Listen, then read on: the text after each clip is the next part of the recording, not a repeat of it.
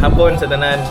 So nalipay ko karon kay pesta sa Tagbilaran no. So karong adlaw salamat sa atong mga grasya nga atong nadawat sa matag adlaw.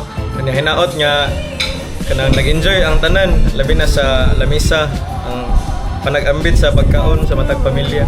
So moro to happy fiesta sa tanan.